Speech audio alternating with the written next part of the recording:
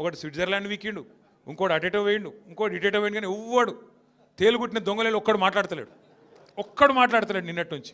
ఏంద్రాబాయ్ అంటే ఇక diversion game ఆడాలి.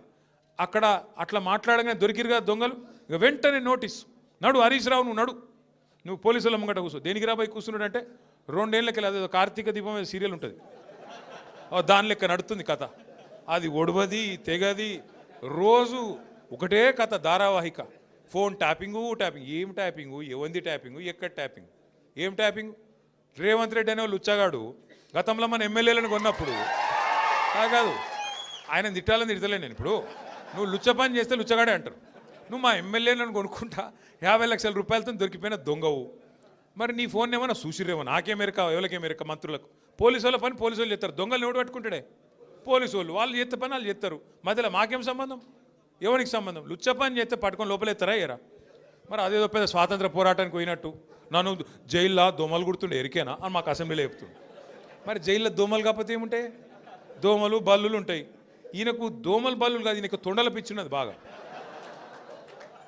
నా డౌట్ అయితే వీళ్ళ నాయన కూడా చిన్నప్పుడు వీళ్ళ తమ్మునికి ఏమో కొండలరెడ్డి అని పెట్టిండు, వీని పేరు తొండలరెడ్డి అని పెట్టిండు.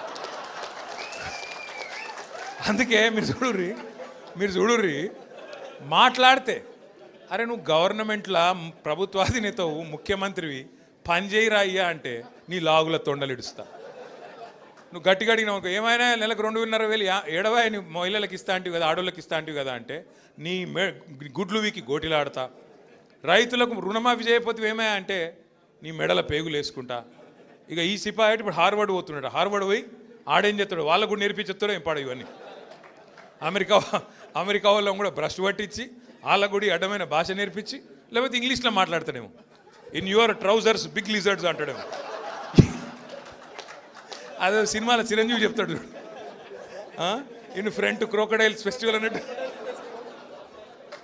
అంటే ఇప్పుడు భాష వచ్చుడు రాకపోవడం పెద్ద ముచ్చట కాదు, ఇంగ్లీషు రావాలనేది కూడా కానూన్ ఏం లేదు.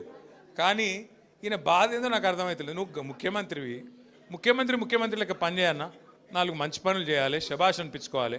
చెన్నూరులో మేము అంబేద్కర్ భవనం కట్టినాం, ఓ మహిళా భవనం కట్టినాం, ఓ మార్కెట్ కట్టినాం. నువ్వు 4 గట్టు, మేము వద్దన్నామా?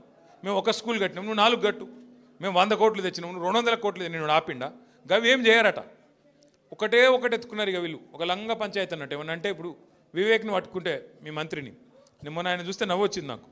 ఆయన తిరుగుతూ ఉన్నాడు, మహిళలు అడ్డం వచ్చిర్రు. ఏమాయి సారు 2 నెలలకెళ్ళి రోడ్ లేదు, మన్ను లేదు, ఏం చెప్తున్నావు అన్నారు. గవర్నమెంట్ని అడుకోపో అంటుండు. నువ్వేరా గవర్నమెంట్ నాయనా, నువ్వే మంత్రివి, నువ్వే గవర్నమెంట్, మర్చిపోయి నువ్వు అంటే. ఇంకా కేసీఆరే ముఖ్యమంత్రి ఉన్నాడు, ఇంకా సుమనే ఎమ్మెల్యే ఉన్నాడు, వాళ్ళని అడుకోపోరు అన్నట్టున్నది. ఏం చెప్పాలి మళ్ళీ వీళ్ళతో కొట్లాడాలి మన కర్మ. బాధ ఏంటంటే మీరు చూడరు, ముఖ్యమంత్రి గారు కూడా నిన్న మాట్లాడుతుండే ఎక్కడో మాట్లాడుకుంటా, ఇదివరకు మంత్రులు ఉన్న వాళ్ళు పొంకనాలు కొట్టిండ్రు, వేదిక మీద ఉన్నారు అంటుండు. అంటే ఒక విచిత్రమైన పరిస్థితి రాష్ట్రంలో ఉన్నది. అందుకే వాళ్ళకు అబద్ధాలు కూడా చక్కగా చెప్పస్తలేదు. ముఖ్యమంత్రి గారు ఆయనకు పరిపాలన చేతనైతలేదు, పాపం నడిపస్తలేదు. ఆయన బాధ వర్ణనాతీతంగా ఉంది. ఆయన ఎవడు గుర్తుపడతలేడు ముఖ్యమంత్రిగా. ఇంకా పెద్ద బాధ ఏమిటిదంటే పేర్లు మర్చిపోతారు, మర్చిపోతే ఆయన కోపం వస్తుంది, జైల్లో పెడతాడు. పేర్లు మర్చిపోతే జైల్లో పెడతాడు. ఇట్లా నడుస్తున్నది. అందుకే ఇప్పుడు ఏంది కొత్తగా ఒకటే పల్లవిగా అందరు కాంగ్రెస్లో ఒకటే పల్లవి ఎత్తుకున్నారు. ఏమిటిది, కేసీఆర్ అప్లపాలు చేసిపోయాడు, అందుకే మేము ఇవ్వలేకపోతున్నాం. కేసీఆర్ అప్లపాలు చేసి అదన్న చక్కగా చెప్పాను నా అబద్ధం.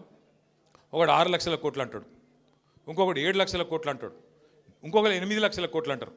అరే అబద్ధం చెప్తేనే అతికినట్టు ఉండాలి. కేంద్రంలో మొన్న పార్లమెంట్లో కేంద్ర ప్రభుత్వాన్ని ఒక ఎంపీ గారు అడిగిండు, అసలు కేసీఆర్ ప్రభుత్వం చేసిన అప్పెంత మీరు చెప్పండి అంటే కేంద్రం ఏం చేసింది, రిజర్వ్ బ్యాంక్ని అడిగింది, కాగ్ని అడిగి పార్లమెంట్లో సమాధానం చెప్పింది. ఏమని చెప్పింది సమాధానం? కేసీఆర్ పదవీ బాధ్యతలు తీసుకున్న నాడు 2014 జూన్ 2 నాడు ఈ రాష్ట్రం ఆనాడు పుట్టిన నాడు అప్పు ఎంతుండే అంటే 72,000 కోట్ల అప్పు ఉండే. ఇది కేంద్ర ప్రభుత్వం చెప్పిన లెక్క, నాది కాదు. కేసీఆర్ దిగిపోయిన నాడు